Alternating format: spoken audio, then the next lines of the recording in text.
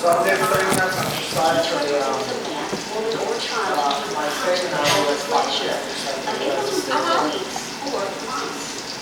But this museum is about more than slavery. As visitors walk inside, they should learn about the experiences that happen video screens, flash photographs, and music. Pictures for African and African Americans around the world.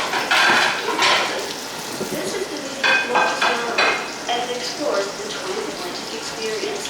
From gut-wrenching depictions of the middle passage to joint scenes of contemporary life.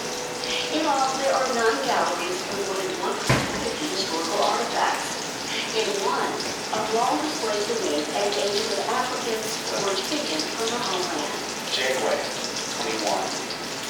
Jimmy, 20. Cheer, 7. Another wall shows the names Joseph. Alexa, I have 2 minutes. 2 minutes added. Then, after they arrived in Jasmine's ward. Rachel, Jacob. In another exhibit, a worn, tattered sack sits in the glass case.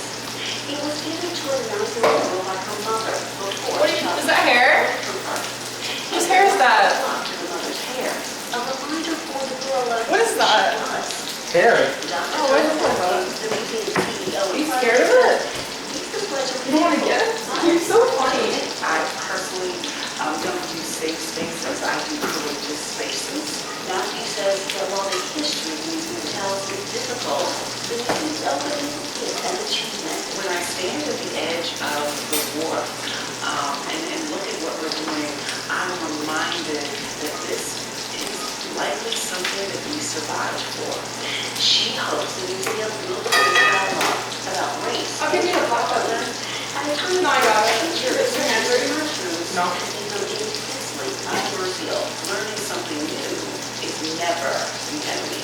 outside the museum, a black granite wall displays parts of Maya Angelou poem and Still I Rise, which visitors can see both coming and going. Yes, and I rise, and I rise. Dr. Bernard Powers, the museum's lead historian, has spent several years pushing this project forward. He says that he remembers the giant hole of excavation where remnants of the original war were found. A lot has arisen here so far, and there's much more to come. He hopes the museum will inspire and educate future generations. For NCR News, I'm Victoria Hanson in Charleston, South Carolina.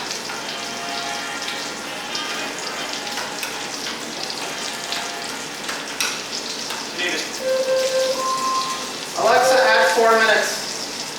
4 minutes added. Overturned the stalking conviction of a man named Billy Counterman. He sent more than 1,000 Facebook messages to a singer-songwriter from Colorado. Those messages made the musician fear for her safety and upended her career as a performer.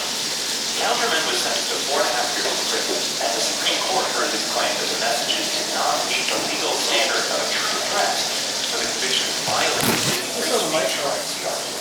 Less than 2 years, the Supreme Court sent the case back to the Colorado courts, proposing a different standard of what speech is protected and what speech is a threat. The University of Miami Law veterinarian has ranked material claim indications of that road above. So what's the court propose as the new standard for domestic violence?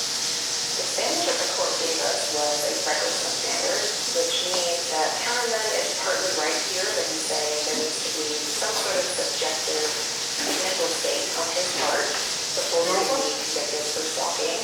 But it would go as far as say, intend that the communications that he was sending were in fact intended to threaten or terrify the victim.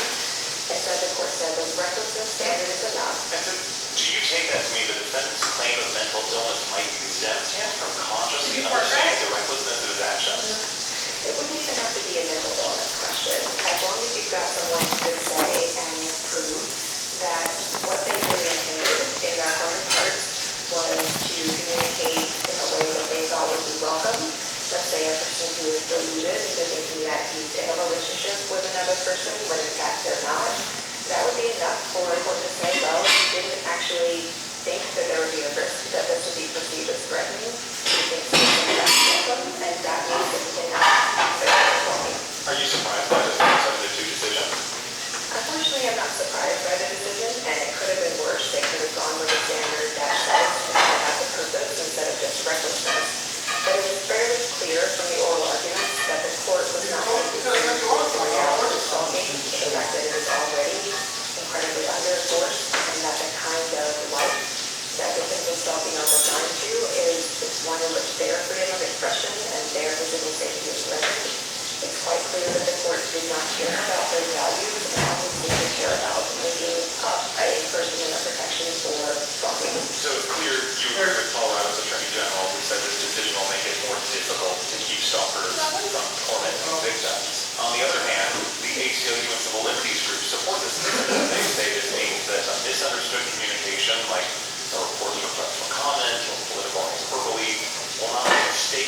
genuine threat under this ruling. What do you make of that argument?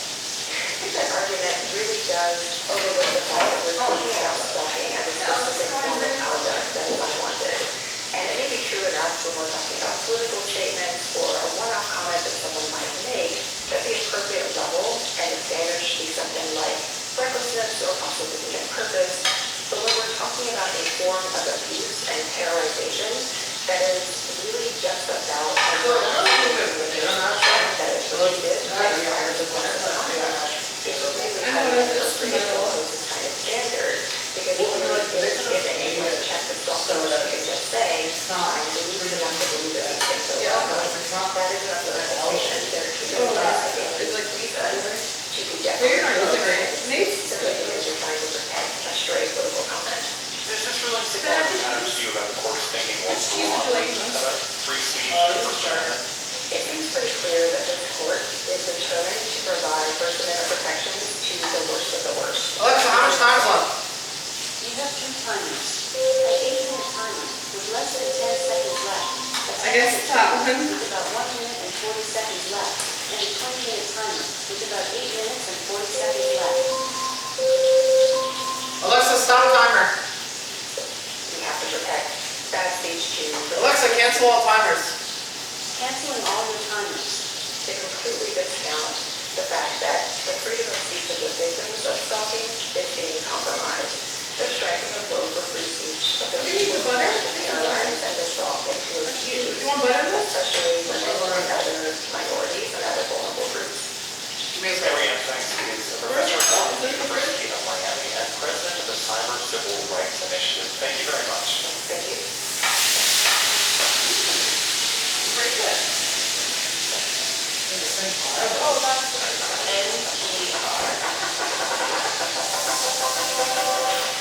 Last one, please. Yours? No, this is A a few little years bit. ago, Carlos Cabrera was more than a decade I'm not into trying to his figure out career yours. at Venezuela's state-owned oil company.